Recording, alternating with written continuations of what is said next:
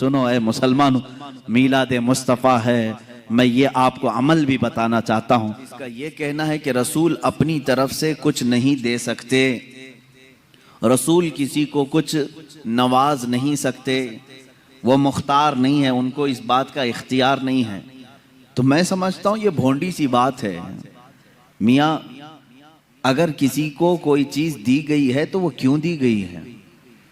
اللہ رب العزت نے سارے خزانے رسول کو دیے، اللہ نے بھی فرمایا اور رسول بھی کہہ رہے ہیں کہ مجھے سارے خزانوں کی چابیاں دی گئی۔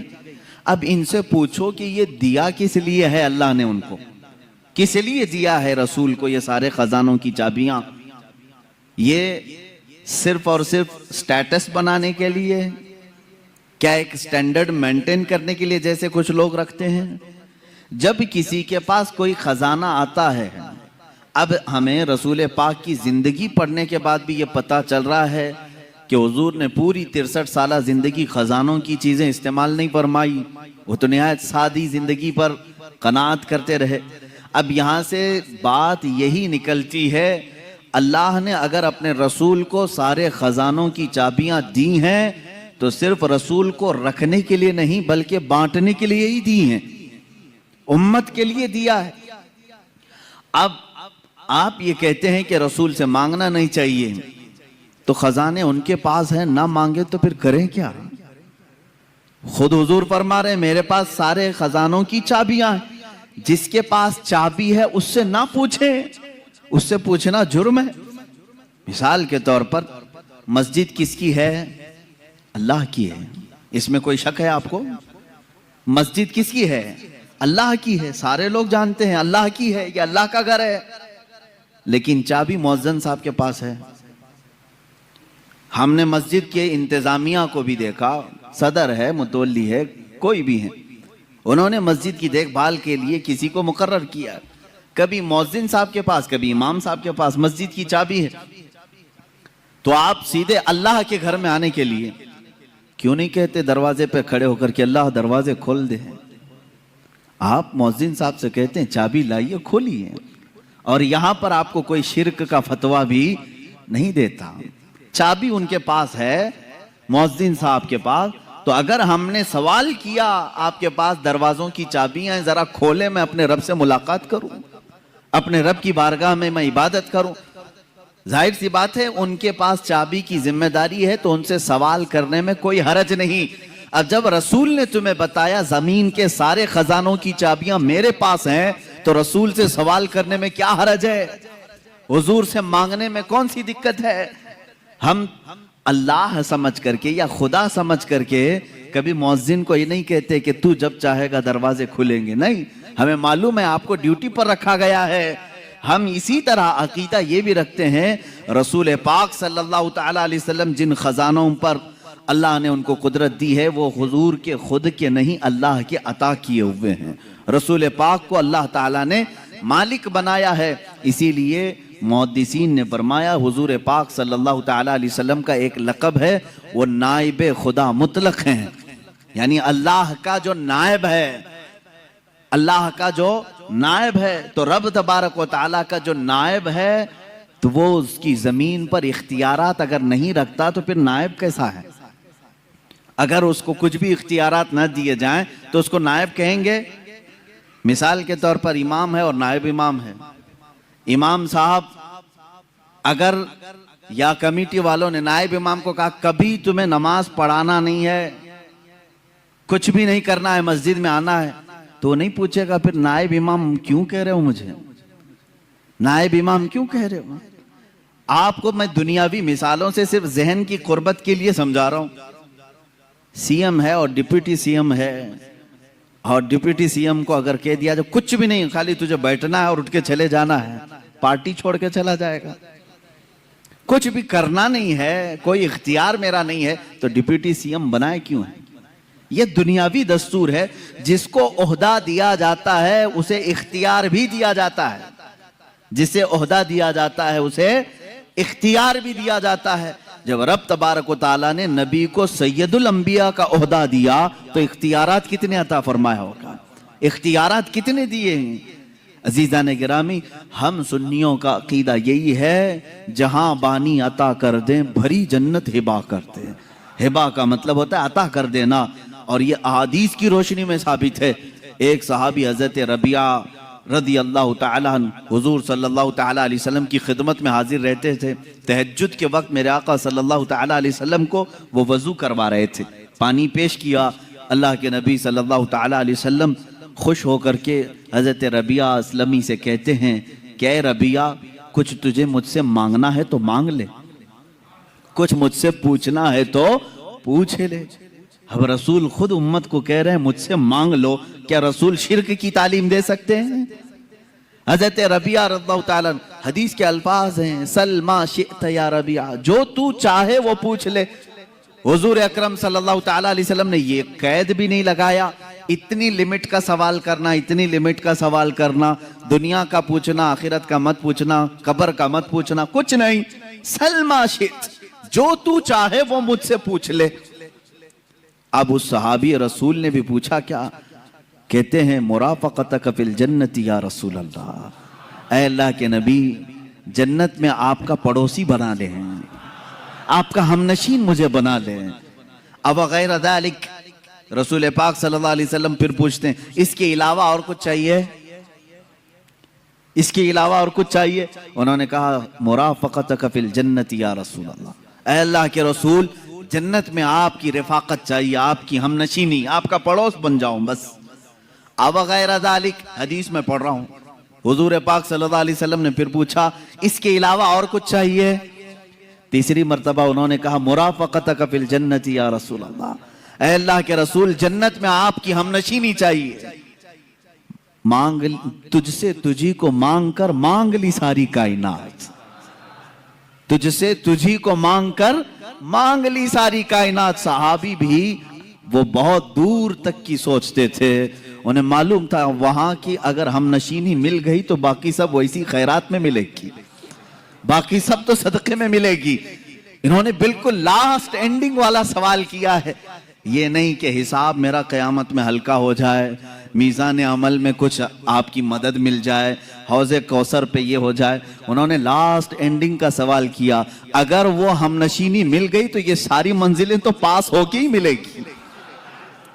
اور یہاں پر اب جو بتانا ہے وہ یہ ہے، اللہ کے نبی صلی اللہ تعالیٰ علیہ وسلم اس صحابی سے بار بار یہ کہہ رہے ہیں اب غیر ذالک، اس کے علاوہ اور کچھ چاہیے؟ یہ کون کہتا ہے؟ یہ کون کہتا ہے پہلے ہی مانگی ہوئی چیز کو دے دیا ہو پھر یہ پوچھتا ہے کہ اس کے علاوہ اور کچھ چاہیے؟ 3 مرتبہ حضور پاک صلی اللہ تعالیٰ علیہ وسلم نے ان سے یہ سوال کیا، اس کا مطلب ہے کہ تو نے جو سوال کیا وہ تو تجھے مل گیا، اس کے علاوہ بھی کچھ چاہیے تو سوال کر۔ یہ ہے رسول کریم صلی اللہ تعالیٰ علیہ وسلم کے اختیارات، حضور اکرم صلی اللہ تعالیٰ علیہ وسلم کے تصرفات، جس کو آپ یوں سمجھیں کہ ان کی طاقت و قوت دنیاوی اعتبار سے، اخروی اعتبار سے، شرعی اعتبار سے۔ میں ساری چیزوں کی طرف آتا ہوں۔ اللہ کے نبی صلی اللہ تعالیٰ علیہ وسلم کو اللہ تعالیٰ نے اختیارات کا مالک بنایا ہے، اور قرآن اس کی گواہی دے رہا ہے، یأمرہم بالمعروف وینہاہم عن المنکر ویحل لهم الطیبات ویحرم علیہم الخبائث ویضع عنہم اسرہم والاغلال التي كانت علیہم۔ قرآن پاک میں اللہ فرما رہا ہے وہ رسول تمہارے پاس ہے جو تمہیں اچھائیوں کی حکم دیتا ہے، برائیوں سے روکتا ہے۔ اب جو 2 لفظ آئے ہیں وہ یہ ہے، اللہ فرماتا ہے یحرم علیہم ویحل لهم الطیبات، پاکیزہ چیزوں کو تمہارے لیے وہ حلال بناتا ہے، اور ناپاک چیزوں کو وہ رسول تمہارے لیے حرام کہہ دیتا ہے۔ پتہ یہ چلا حرام اور حلال دنیا میں بنانا یہ بھی اختیارات رسول میں سے ہے۔ رسول جسے کہیں حلال وہ حلال ہے، اور رسول جسے کہیں حرام وہ حرام ہے۔ اس سے بڑھ کر کیا اور اختیارات کیا چاہیے؟ ایک صاحب نے کتاب میں لکھ مارا جس کا نام محمد یا علی ہوگا وہ کسی چیز کا مالک و مختار نہیں ہوتا۔ ان کا بغض تھا، وہ عداوت تھی، نفرت رہی ہوگی، سیدھے نشانہ سادھا اور یوں کہا کہ ان کو کوئی اختیارات نہیں ہوتے۔ میرے عزیزو، آؤ صحابہ کرام رضوان اللہ تعالیٰ علیہ مجمعین یہ جانتے تھے کہ رسول پاک صلی اللہ تعالیٰ علیہ وسلم کو اللہ نے مختار بنایا ہے۔ کیسے؟ ایک صاحب آئے، حضور صلی اللہ تعالیٰ علیہ وسلم نے خطبے کے لیے ممبر پر خطبہ دیا۔ یہ بقرعید کا دن تھا، 10ویں ذی الحجہ، اور قربانی کا دن ہوتا ہے۔ حضور پاک صلی اللہ تعالیٰ علیہ وسلم نے خطبے میں ایک لفظ فرمایا کہ جنہوں نے ہماری عید سے پہلے گوشت ذبح کیا، بکرا ذبح کیا یا جانور ذبح کیا، ان کی قربانی نہیں ہوئی، وہ تو کھانے پینے والا ایک گوشت ہو گیا۔ جس نے عید سے پہلے قربانی کی اس کی قربانی نہیں ہوئی۔ رسول کریم صلی اللہ تعالیٰ علیہ وسلم نے جیسے ہی بیان کیا، ایک صحابی کھڑے ہوئے، کہا یا رسول اللہ صلی اللہ تعالیٰ علیہ وسلم، میں نے تو یہ سوچا کہ یہ عید کا دن کھانے پینے کا دن ہوتا ہے، میں فجر کے فوراً بعد ہی بکری ذبح کر دیا، گوشت ہو گیا، بن بھی گیا، کھا پی کر کے میں عید میں بھی آ گیا، میری قربانی کا کیا ہوگا؟ رسول کریم صلی اللہ تعالیٰ علیہ وسلم نے فرمایا وہ قربانی نہیں ہوئی، وہ قربانی نہیں ہوئی، وہ تو کھانے پینے کا گوشت ہوا۔ انہوں نے پوچھا پھر قربانی کے لیے جانور کتنا چاہیے؟ حضور پاک صلی اللہ تعالیٰ علیہ وسلم کی احادیث میں سے ہے 1 سال کا کم سے کم ہونا چاہیے نا بکرا یا بکری۔ 1 سال سے چھوٹی بکری یا بکرا ذبح نہیں کر سکتے آپ، جائز نہیں ہے آپ کے لیے، وہ جائز نہیں۔ جانوروں میں، بیلوں میں الگ الگ عمر جو متعین کی گئی۔ حضور پاک صلی اللہ علیہ وسلم نے فرمایا جاؤ دوسری بکری ذبح کرو۔ وہ صحابی کھڑے ہوتے ہیں، آقا میرے پاس اس کے علاوہ کچھ بھی نہیں تھا، ایک 6 مہینے کا بکری کا بچہ باقی ہے، کیا میں ذبح کروں؟ حضور پاک صلی اللہ تعالیٰ علیہ وسلم نے فرمایا جا تو ذبح کر لے، تیرے بعد پھر کسی کے لیے حلال نہیں ہوگا، تیرے بعد پھر قیامت تک کسی کے لیے 6 ماہ کے بکری کے بچے کے ذبح کرنے کی اجازت نہیں دی جائے گی۔ اس کا مطلب ہے نبی مختار کل ہیں، جسے جو چاہیں عطا کرتے ہیں۔ اللہ کے نبی صلی اللہ تعالیٰ علیہ وسلم وہ شارع اسلام ہیں، بانی اسلام ہیں، یعنی اسلام وہی ہے جو نبی کونین صلی اللہ تعالیٰ علیہ وسلم کے اعمال سے نکلا۔ سب سے بڑی دلیل حضور کے اختیارات کی، سب سے بڑی دلیل ہماری یہ 5 وقتہ نمازیں ہیں۔ پورا قرآن ہمیں بتائیں کہ قرآن نے کہیں نماز کا طریقہ نہیں بتایا۔ کھڑے ہونا ہے، رکعت کے لیے ہاتھ اٹھانا ہے، باندھنا ہے، اور رکوع میں جانا ہے، سجدہ کرنا ہے، یہ تمام چیزیں قرآن میں آپ کو کہیں نہیں ملیں گی۔ رکوع کی کیفیت کیا ہے؟ رکوع کرنے کا حکم ہے، سجدہ کرنے کا حکم ہے، لیکن اس کی کیفیت کیا ہے؟ کتنا جھکنا ہے، کتنا نہیں ہے؟ تو یہ قرآن میں اس طرح کی بات آئی۔ اب رسول کریم صلی اللہ تعالیٰ علیہ وسلم نے کر کے دکھایا۔ رکعت کیسے باندھی صحابہ نے دیکھا، رکوع کیسے کیا حضور کو صحابہ نے دیکھا، سجدہ کیسے کیا صحابہ نے دیکھا۔ اس کے بعد حضور پاک صلی اللہ تعالیٰ علیہ وسلم سے لوگوں نے پوچھا کہ نماز کیسے پڑھیں؟ حضور نے نہیں فرمایا جیسے قرآن میں آیا ہے ویسے پڑھو، حضور نے فرمایا صلو کما رأیتمونی اصلی، اے لوگو جیسے مجھے پڑھتا دیکھو ویسی ہی نماز پڑھو۔ مطلب یہ ہے کہ اللہ کے نبی صلی اللہ تعالیٰ علیہ وسلم جو عمل کریں وہی شریعت ہے، یہی اختیارات ہیں حضور پاک صلی اللہ علیہ وسلم کے۔ ایک صحابی آئے حج کے موقع پر، حضور پاک صلی اللہ تعالیٰ علیہ وسلم نے فرمایا آج سے ہر استطاعت رکھنے والے مسلمان پر زندگی میں حج فرض ہے، حج فرض ہے۔ استطاعت کے وہ کتنی استطاعت ہونی چاہیے ایک شرعی مسئلہ ہے کہ اگر آپ کے پاس اتنا مال ہے کہ آپ حج کے لیے جا سکتے ہیں اور گھر میں راشن پانی بھی ہے تو آپ کے اوپر حج فرض ہے۔ بغیر حج کر کے دنیا سے گئے تو اس کی بڑی سخت وعیدیں بھی ہیں۔